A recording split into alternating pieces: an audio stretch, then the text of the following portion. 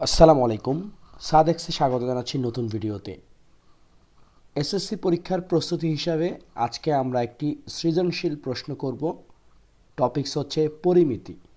আমরা অনেকেই পরিমিতি নিয়ে একটু ভয়ে থাকি, তারপরেও আমরা চেষ্টা করব একটু ধাপে ধাপে বুঝে যাতে এই ধরনের প্রশ্ন আসলে আমরা উত্তরটা দিতে পারি। তো চলো শুরু করি। প্রশ্নে লেখা আছে, একটি আয়তক্ষেত্রের ক্ষেত্রফল ১৫০ বর্গমিটার। যদি এর দৈর্ঘ্য ৫ মিটার কম হতো তাহলে এটি একটি বর্গক্ষেত্র হতো। এই হচ্ছে আমাদের একটি আয়তক্ষেত্র। লক্ষ্য করি, এই পুরোটা হচ্ছে আমাদের একটি আয়তক্ষেত্র। তো এই আয়তক্ষেত্র থেকে যদি আমরা ৫ মিটার বাদ দেই তাহলে কিন্তু এখানে একটা বর্গক্ষেত্র হচ্ছে। এই হলো আমাদের উদ্দীপক। আপাতত এখানেই থেমে যাব। দ্বিতীয় উদ্দীপকে লেখা আছে, কোনো ঘনকের পৃষ্ঠতলের কর্ণের দৈর্ঘ্য 6√2 সেন্টিমিটার। প্রথম প্রশ্ন নাম্বার ক, বৃত্তের ব্যাস ও পরিধির পার্থক্য 60 সেন্টিমিটার হলে ব্যাসার্ধ নির্ণয় কর। লক্ষ্য করি এটা একটা বৃত্ত, তাই তো? তো প্রথম কথা হচ্ছে যে বৃত্তের ব্যাসটা কি, এই কেন্দ্র হতে একদম মাঝ বরাবর যেটা গেছে, অর্থাৎ কেন্দ্রগামী যাই হচ্ছে আমাদের ব্যাস। ব্যাসকে আমরা কি দ্বারা প্রকাশ করি? ব্যাস হচ্ছে 2r। আর এই যে গোলাকার যে সারফেসটা আছে এটা হচ্ছে আমাদের পরিধি, যা আমরা সবাই জানি। পরিধিকে কি দ্বারা প্রকাশ করা হচ্ছে? 2πr। আমাদের বের করতে হবে ব্যাসার্ধ। ব্যাসার্ধটা কি? এই কেন্দ্র হতে পরিধি পর্যন্ত যে দূরত্বটা আছে এইটুক, অর্থাৎ এখান থেকে এই পর্যন্ত যে দূরত্বটা। তাহলে এটা একটা আর, আর এখানে এটা হচ্ছে আর একটা আর, দুইটা আর মিলে হচ্ছে একটা ব্যাস। এই জিনিসটা আমাদের দেয়া আছে। তো শুরুতে আমরা লিখতে পারি, এবং কি দেওয়া আছে? বৃত্তের ব্যাস ও পরিধির পার্থক্য 60 সেন্টিমিটার। আমাদের ব্যাসার্ধ নির্ণয় করতে হবে। তো আমরা এভাবে লিখতে পারি যে, মনে করি বা ধরি বৃত্তের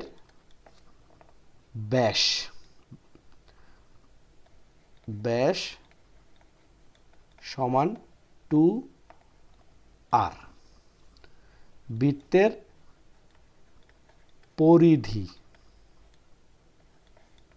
সেটা কি? 2πr। আর বৃত্তের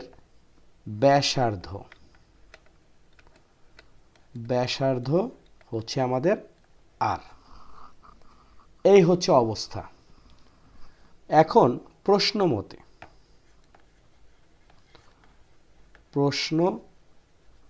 মতে কি দেওয়া আছে? বৃত্তের ব্যাস অর্থাৎ 2r আর পরিধির পার্থক্য হচ্ছে 60 সেন্টিমিটার। তো আমরা যেহেতু বৃত্তটা বড় পুরোটা নিয়ে, তার মানে 2πr মাইনাস 2r এই সমান হচ্ছে 60 সেন্টিমিটার, অর্থাৎ পরিধি বিয়োগ হচ্ছে ব্যাস। এখন আমাদের টার্গেট হচ্ছে বের করা ব্যাসার্ধ, অর্থাৎ আর বের করতে হবে। তাহলে আমরা আর কমন নিতে পারি। আর যদি কমন নেই, এখানে থাকবে হচ্ছে 2π মাইনাস 2 ইকুয়ালস টু 60, রাইট? এখন আমরা যদি উভয় পক্ষ 2π মাইনাস 2 দ্বারা ভাগ করি, আমরা কি পাবো? এই হচ্ছে আমাদের 60 ডিভাইড হচ্ছে 2π মাইনাস 2। ওকে, এখন আমরা যেটা করতে পারি সেটা হচ্ছে, এই হচ্ছে আমাদের 60, 2 যদি কমন নেই আমরা পাবো পাই মাইনাস 1। ওকে, এখন এই 60কে যদি 2 দ্বারা কাটাকাটি করি আমরা জানি সেটা হচ্ছে 30। তাহলে কি পেলাম? এই হচ্ছে আমাদের 30। পাইয়ের মান এটা একটা ফিক্সড মান দেওয়া আছে, যদিও ফিক্সড না। পাই সমান হচ্ছে 3.1416, তারপরও বইয়ের সাথে একটু চেক করে নিবে। 3.1416 আর এখানে হচ্ছে -1। আমরা যদি ক্যালকুলেশন করি আমরা যেটা পাবো সেটা হচ্ছে যে 14.008, রাইট। তো আমাদের একটা পুরো মান যদি নিতে চাই, অর্থাৎ এইভাবে যদি করি যে ব্যাসার্ধ আমরা অ্যাপ্রক্সিমেট ধরে নিলাম 14 সেন্টিমিটার। এই সেন্টিমিটার কথা কিন্তু দিতে হবে, না হলে কিন্তু কেটে দিবে। এখানে আমাদের কি বলছে, ব্যাসার্ধ নির্ণয় করো, আর এই যে পরিধি এবং ব্যাসের পার্থক্য দিছে 60 সেন্টিমিটার, সুতরাং এই সেন্টিমিটার শব্দটা আমাদের অবশ্যই ব্যবহার করতে হবে। তো এই হচ্ছে আমাদের প্রথম প্রশ্নের উত্তর। এটা যদি আমরা করি আমরা 2 নম্বর পেয়ে যাব। এই 2 নম্বর যে কত গুরুত্বপূর্ণ, যারা টেস্ট পরীক্ষায় খারাপ করবে তারা কিন্তু বুঝতে পারবে। তো যাই হোক, নাম্বার ক ডান। খ নম্বরে লেখা আছে আয়তক্ষেত্রের কর্ণের দৈর্ঘ্য নির্ণয় করো। তো আয়তক্ষেত্রের কর্ণের দৈর্ঘ্য নির্ণয় করতে গেলে আমাদের দুইটা জিনিস লাগবে। একটা হচ্ছে আয়তক্ষেত্রের প্রস্থ। আমরা সূত্রটা লিখি, আয়তক্ষেত্রের কর্ণের দৈর্ঘ্য হচ্ছে কর্ণের দৈর্ঘ্য, তাই তো। আয়তক্ষেত্রের কর্ণের দৈর্ঘ্য, আমরা শব্দটাও লিখি আয়ত, সেটা হচ্ছে √, দৈর্ঘ্য স্কোয়ার প্লাস প্রস্থ স্কোয়ার। তো সুতরাং দৈর্ঘ্য এবং প্রস্থ নির্ণয় করতে হবে। উদ্দীপকে শুধু লেখা আছে একটি আয়তক্ষেত্রের ক্ষেত্রফল 150 বর্গমিটার। তবে কিছু ক্লু দেওয়া আছে, যেমন দৈর্ঘ্য যদি 5 মিটার কম হয়, আমরা শুরুতে বলছিলাম যদি 5 মিটার যদি কম হয় তাহলে এই জায়গাটা একটা বর্গক্ষেত্র হবে। তো শুরুতে আমরা একটা কাজ করি, বর্গক্ষেত্রের দৈর্ঘ্য বের করি, কারণ আমরা জানি যে বর্গক্ষেত্রের 4টি বাহুই সমান। সেক্ষেত্রে আমরা এইভাবে অঙ্কটা শুরু করতে পারি যে আমরা জানি, আমরা এইভাবে লিখি, ধাপে ধাপে লিখব। মনে করি বা ধরি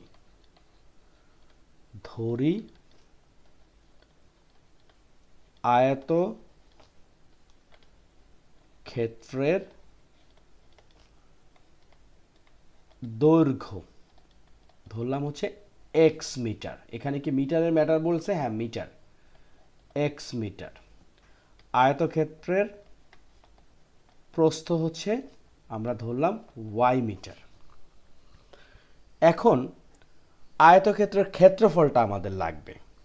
কেন লাগবে? কারণ এখানে লেখা আছে একটি আয়তক্ষেত্রের ক্ষেত্রফল 150 বর্গমিটার। আয়তক্ষেত্রের ক্ষেত্রফল সেটা কত? সেটা হচ্ছে xy বা xy সমান 150 বর্গ মিটার।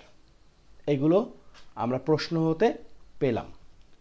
এটা হচ্ছে প্রশ্ন মতে, তাই না? প্রশ্ন মতে xy সমান হচ্ছে 150 বর্গমিটার। এটাকে আমরা একটা সমীকরণ ধরে রাখি, কাজে লাগবে।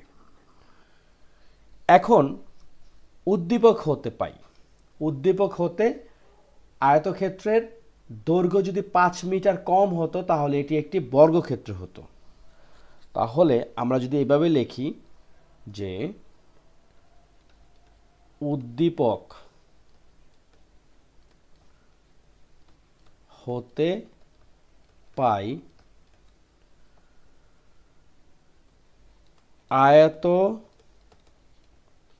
আয়তক্ষেত্রের দৈর্ঘ্য 5 মিটার, তাই না? 5 মিটার কম হলে কম হলে আমরা একটু লিখে রাখি, যেহেতু দৈর্ঘ্য হচ্ছে x মিটার, সুতরাং x মাইনাস 5, x মাইনাস 5টা কি কম হলে x মাইনাস 5 এইটুকু রাখলাম। আয়তক্ষেত্রের দৈর্ঘ্য 5 মিটার কম হলে x মাইনাস 5 মিটার।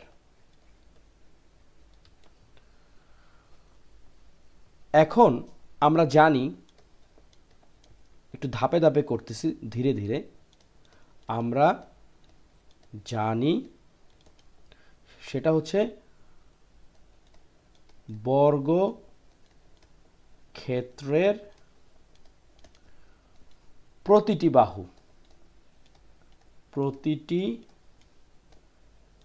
বাহু সমান, তাই তো? যদি সমান হয় তাহলে কি হবে? তাহলে x minus 5 equals to y হবে, কারণ x এর দৈর্ঘ্য যা প্রস্থতা, তাই না? যদি তাই হয়, এখন x minus 5 equals to y হবে। এখন আমরা যেটা করতে পারি সেটা হচ্ছে এই যে মানটা x minus 5 equals to y, এই মানটা 1 নং সমীকরণে বসাই। তাহলে সমীকরণ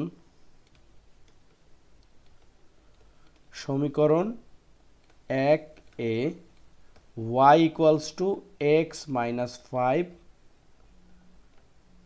বসিয়ে পাই। তাহলে কি দাঁড়াচ্ছে? xy সমান হচ্ছে 150। আমরা যদি প্রথমে x এর মান বের করতে পারি তাহলে y এর মানও বের করতে পারবো। x আর y এর জায়গায় লিখবো হচ্ছে x মাইনাস 5 ইকুয়ালস টু হচ্ছে 150। তাহলে গুণ যদি করি এক্স স্কোয়ার মাইনাস 5x, আর এখানে 150কে যদি আমরা বাঁ দিকে নিয়ে আসি অথবা উভয় পক্ষ যদি 150 দ্বারা বিয়োগ করি তাহলে পাচ্ছি 150 ইকুয়ালস টু 0। এখন কাজটা কি আমাদের? এই যে x square minus 5x minus 150, আমাদের টার্গেট তো এক্স এর মান বের করতে হবে। আমরা যদি মিডল টার্ম ফ্যাক্টর করি তাহলে আমরা দেখতে পাচ্ছি বা জানি যে 15 গুণ 10 হচ্ছে 150। আবার 15 মাইনাস 15-র সাথে যদি প্লাস 10 যোগ করি, মানে মাইনাস 15 প্লাস 10 যদি করি তাহলে মাইনাস 5 আসবে, এখানে আসছে মাইনাস 5। তাহলে আমরা লিখতে পারি x square minus 15x plus 10x minus 150 equals to 0। এখন আমরা যদি x কমন নেই তাহলে হচ্ছে x মাইনাস 15 প্লাস 10 যদি কমন নেই তাহলে আবার x minus 15 equals to 0, right? এখন আমরা দেখতে পাচ্ছি এখানে x minus 5, x minus 15, x minus 15 আমরা কমন নেই, x মাইনাস 15, তাহলে এখানে থাকতেছে x প্লাস 10 ইকুয়ালস টু হচ্ছে 0। তাহলে হয় কি হবে যে x মাইনাস 15 ইকুয়ালস টু 0, বা আমরা বলতে পারি x ইকুয়ালস টু 15, অথবা কি x প্লাস 10 ইকুয়ালস টু 0, বা আমরা লিখতে পারি x ইকুয়ালস টু মাইনাস 10। কিন্তু মাইনাস 10টা গ্রহণযোগ্য হবে না, কারণ দৈর্ঘ্য তার ঋণাত্মক হতে পারছে না। এটা হচ্ছে গ্রহণযোগ্য নয়, কারণ দৈর্ঘ্য ঋণাত্মক হতে কি পারে না।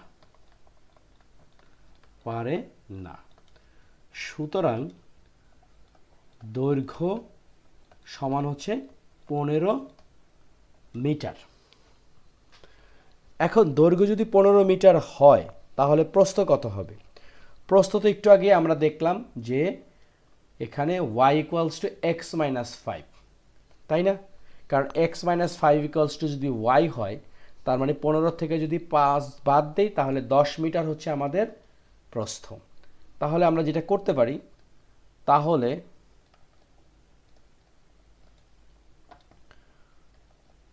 প্রস্থ কত হবে? এক্স মাইনাস 5, প্রস্থ হচ্ছে আমাদের ওয়াই। তাহলে এই 15 মাইনাস 5 ইকুয়ালস টু হচ্ছে 10। দুইটা জিনিস আমরা পেয়ে গেলাম, একটা হচ্ছে দৈর্ঘ্য 15 মিটার আর প্রস্থ হচ্ছে 10 মিটার। এখন আয়তক্ষেত্রের যে কর্ণ, সূত্রটা তো আমি আগেই লিখে রাখছিলাম, এখানটাতে একটু সুন্দর করে লিখি। আয়তক্ষেত্রের কর্ণ, আয়তক্ষেত্রের কর্ণের দৈর্ঘ্য, সেটা কি রুট ওভার দৈর্ঘ্য স্কোয়ার প্লাস প্রস্থ স্কোয়ার। কর্ণটা আসলে কি জিনিসটা আমরা যদি একটু চিন্তা করি, আমরা যদি এইভাবে চিন্তা করি যে এই তো আমাদের আয়তক্ষেত্র, এই আয়তক্ষেত্রে আমরা যদি এইভাবে একটা দাগ দিতাম, অর্থাৎ এখান থেকে এই পর্যন্ত, এটাই হচ্ছে আমাদের কর্ণ। তাহলে এই কর্ণ যদি ডি হয় সাপোজ, আর এদিকে দৈর্ঘ্য হচ্ছে এক্স আর এখানে প্রস্থ হচ্ছে ওয়াই, তাহলে এটা পিথাগোরাসের সূত্র অনুযায়ী অতিভুজ ইকুয়ালস টু অপর দুই বাহুর বর্গের সমষ্টির সমান। অতিভুজকে আমরা বর্গমূল করলে এই অবস্থা হচ্ছে রুট ওভার দৈর্ঘ্য স্কোয়ার প্লাস প্রস্থ স্কোয়ার। তাহলে দৈর্ঘ্য হচ্ছে গিয়ে 15 তার উপরে স্কোয়ার প্লাস প্রস্থ হচ্ছে 10 তার উপরে স্কোয়ার। তাহলে 15কে স্কোয়ার করলে আসতেছে 225 যোগ হচ্ছে 100 তার উপরে রুট। ফাইনালি যেটা হচ্ছে সেটা হলো কত, আমরা অবশ্যই ক্যালকুলেটরের সহায়তা নিব। এখানে আসতেছে রুট ওভার 325। তাহলে কত দাঁড়াচ্ছে, ক্যালকুলেটরে যেহেতু আমাদের ব্যবহারের সুযোগ থাকবে, 325কে যদি রুট করি আমরা পাবো হচ্ছে 18.30। আমরা লিখি কর্ণের দৈর্ঘ্য 18.30 মিটার। অবশ্যই মিটার থাকলে মিটার, সেন্টিমিটার থাকলে সেন্টিমিটার। তো এই হচ্ছে আমাদের অঙ্কটা। অঙ্কটা একটু মনে হচ্ছে বড়, কিন্তু অঙ্কটা একটু বুঝে করলে খুব একটা কঠিন না। তো আমাদের ক এবং খ ডান। আমরা এখন বের করব ঘনকটির সমগ্র তলের ক্ষেত্রফল ও আয়তন। এই অঙ্কটা করতে আমরা উদ্দীপকের সহায়তা নিব। উদ্দীপকে লেখা আছে কোনো ঘনকের পৃষ্ঠতলের কর্ণের দৈর্ঘ্য 6√2 সেন্টিমিটার। এখন প্রথম কথা হচ্ছে আমাদের আগে ঘনকটা বুঝতে হবে। ঘনকটা কি? আমরা অনেকে রুবিক খেলি। এই রুবিক হচ্ছে গিয়ে উৎকৃষ্ট উদাহরণ একটি ঘনকের। অথবা যদি ইট দেখি বা মোটা বই দেখি সহজেই বুঝতে পারবো। যেখানে আমাদের প্রথম কথা হচ্ছে কি কি থাকে, আমাদের দৈর্ঘ্য থাকে, প্রস্থ থাকে, উচ্চতা থাকে, তাই তো? এরকম একটা ম্যাটার আমরা পাই। তো কয়টা তল থাকে? 6টা তল থাকে, তাই তো? একটা হচ্ছে দৈর্ঘ্য, উপরে একটা, নিচে একটা, ডানে একটা, পাশে একটা, কোণাকোণি একটা, দুইটা, মোট 6টা। এখন এখানে বলছে কোনো ঘনকের পৃষ্ঠতলের কর্ণের দৈর্ঘ্য হচ্ছে 6√2 সেন্টিমিটার। আমরা প্রথমে লিখব ধরি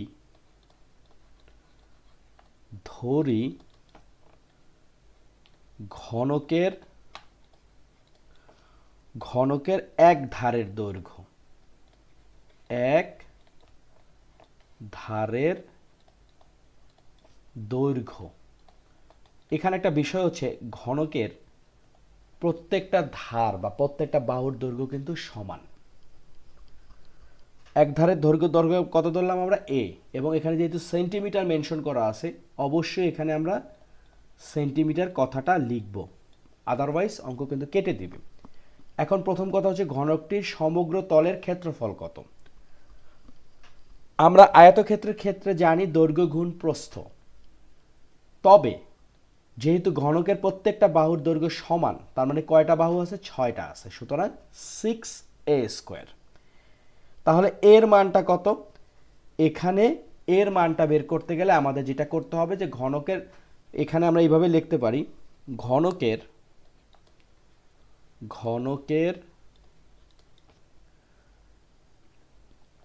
পৃষ্ঠতলের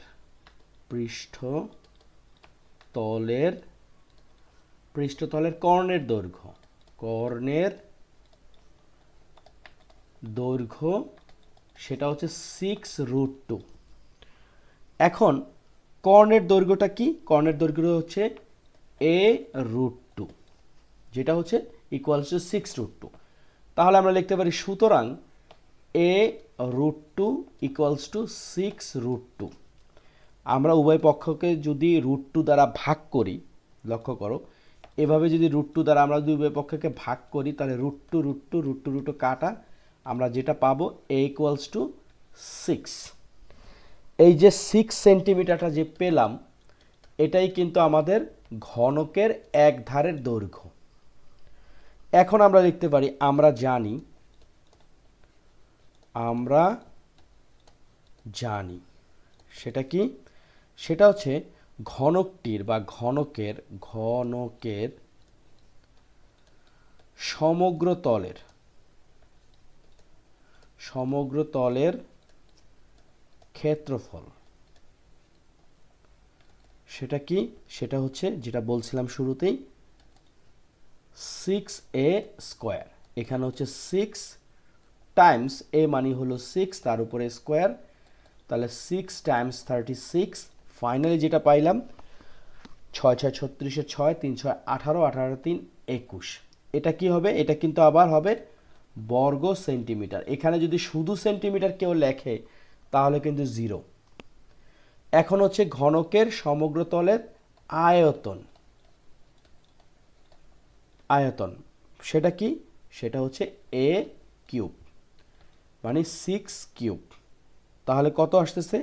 এখানেও কিন্তু আসতেছে এই যে একটা 6 দুইটা 6 মোট আসছে 216, এটাও হচ্ছে 216, কিন্তু এটা হবে ঘন সেন্টিমিটার। এখানে আরও একটা কথা, কেউ যদি বর্গ সেন্টিমিটারের জায়গায় ঘন সেন্টিমিটার লেখে অথবা ঘন সেন্টিমিটারের জায়গায় বর্গ সেন্টিমিটার লাগে তখনও কিন্তু অঙ্ক শেষ। সুতরাং সর্বোচ্চ পরিমাণ সতর্কতা অবলম্বন করতে হবে এই পরিমিতি করতে, কারণ পরিমিতির বড় একটা পয়েন্ট হচ্ছে ইউনিট অথবা যা দ্বারা প্রকাশ করা হয়। যদি বর্গমিটার লেখা থাকে বর্গমিটারই লিখতে হবে, শুধু মিটার লিখলে শেষ। তো যাই হোক, আমরা সুন্দর করে ক খ গ 3টি অঙ্ক করার চেষ্টা করলাম। এইটা খুবই গুরুত্বপূর্ণ এবং একটা বিষয় বলে রাখি, এটা 2025 সালের কুমিল্লা বোর্ডে এসেছিল। আমার দৃষ্টিতে 2026-এ হুবহু অঙ্ক না আসলেও আমরা যে বিষয়টা জানতে পারি সেটা হচ্ছে যেমন পৃষ্ঠতলের কর্ণের দৈর্ঘ্য, সমগ্র তলের ক্ষেত্রফল, আয়তন, ব্যাস, পরিধি, ব্যাসার্ধ, আয়তক্ষেত্রের ক্ষেত্রফল, বর্গক্ষেত্র, অনেক কিছু কিন্তু এই একটা অঙ্কের মাধ্যমে আমরা জানতে পারবো। সুতরাং অবহেলা করার কোনো সুযোগ নেই এবং যে কোনো বোর্ডের জন্য এই প্রশ্নটা খুবই গুরুত্বপূর্ণ। তো আজকে শেষ করব। তোমরা সবাই ভালো থাকো, সুস্থ থাকো। আমি চেষ্টা করব মোটামুটি প্রতিদিন এসএসসি পরীক্ষার আগ পর্যন্ত বিভিন্ন ধরনের সৃজনশীল হোক অথবা নৈবিত্তিক হোক প্রশ্ন দেওয়ার চেষ্টা করব এবং হাতে কলমে শেখার চেষ্টা করব, কারণ শেষ মুহূর্তে অল্প শেখাও কিন্তু বেশ কাজে লাগে। তো যাই হোক, আল্লাহ হাফেজ। চ্যানেলটি অবশ্যই সাবস্ক্রাইব করবে এবং কোনো সমস্যা থাকলে বা আমার কথাবার্তা বা অঙ্ক নিয়ে কোনো সমস্যা থাকলেও কমেন্টসে একটা পজিটিভ রিভিউ দিবে। তোমরা সবাই ভালো থাকো, সুস্থ থাকো। আল্লাহ হাফেজ।